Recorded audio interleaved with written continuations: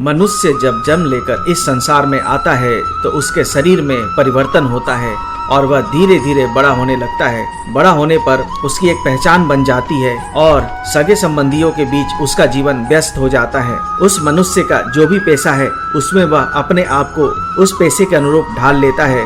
वह अपने आप को इस रूप में पाकर यही सोचता है कि जीवन की यही सच्चाई है कि उसका एक परिवार है, उसके सगे संबंधी हैं और उसका यह पेशा है और वह अपने जीवन को इस तरह आगे बढ़ा रहा है। लेकिन भगवान श्री कृष्ण ने भगवत गीता में जीवन की सबसे बड़ी सच्चाई क्या है यह बताया है।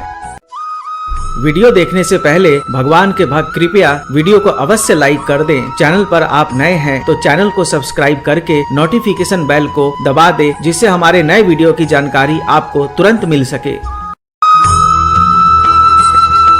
भगवत गीता के अध्याय नंबर 2 के श्लोक संख्या 13 में भगवान श्री कृष्ण ने कहा है, देहिनो अस्मिन् यथा देहे कौमारम यौवनम जरा तथा देहांतर प्राप्तिर धीरस्तत्र न मुह्यति। भगवान श्री कृष्ण कहते हैं कि मनुष्य का शरीर प्रतिक्षण बदल रहा है। वह पहले बालक रूप में जन्म लेता है, फिर बड़ा होने पर यौवन को प्राप्त होता है, फिर उसका शरीर वृद्ध हो जाता है, उसके पश्चात उसका शरीर मृत्यु को प्राप्त हो जाता है। भगवान श्री कृष्ण कहते हैं कि मनुष्य का शरीर निरंतर बदलता रहता है। मनुष्य की आत्मा जो कि अविनाशी है वह एक शरीर को छोड़कर फिर दूसरा शरीर प्राप्त कर लेती है। इस प्रकार आत्मा का कोई भी अस्थायी शरीर नहीं होता है। जैसे मनुष्य अपने वस्त्रों को बदलकर पहनता रहता है, वैसे ही आत्मा भी एक शरीर से दूसरे शरीर में कभी मनुष्य तो कभी देवता, कभी जानवर, कभी पशु पक्षी, कभी पेड़ पौधे, कीड़े मकोड़े और कभी स्वर्ग और नरक को भोगता रहता है। मनुष्य का शरीर नाशवान है लेकिन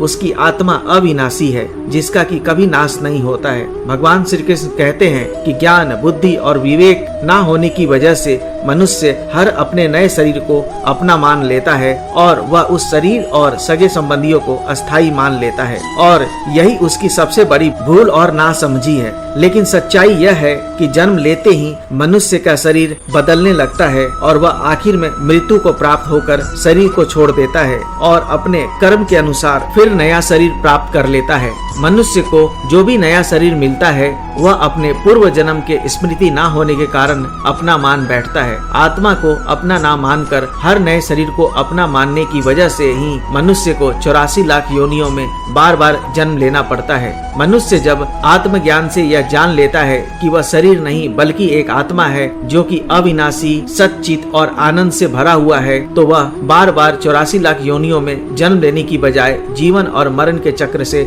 बाहर होकर अपने आत्मा के परम आश्रय परमानंद परमात्मा के पास हमेशा के लिए पहुंच जाएगा और जहां उसे सिर्फ शाश्वत आनंद की ही निरंतर प्राप्ति होती रहेगी। भगवान श्री कृष्ण यह कहना चाहते हैं कि जो विवेकशील और आत्मज्ञानी पुरुष अपने आप को शरीर न मानकर आत्मा मानता है और अपने सगे संबंधियों के पुण्य दायित्व व कर्तव्यों को अच्छी तरह से निभाता है तो वह भगवान के परम पद यानी मोक्ष का अधिकारी हो जाता है। इस प्रकार उस आत्मा का हमेशा के लिए कल्याण हो जाता है। इस वीडियो के बारे में आपका कोई टिप्पणी या सुझाव है तो कमेंट बॉक्स में दे सकते हैं। वीडियो पसंद आए तो इसे लाइक व शेयर करें। इस तरह के और वीडियो के लिए हमारे चैनल को सब्सक्राइब करें। वीडियो देखने के लिए आपका धन्यवाद। राधा कृष्ण की जय।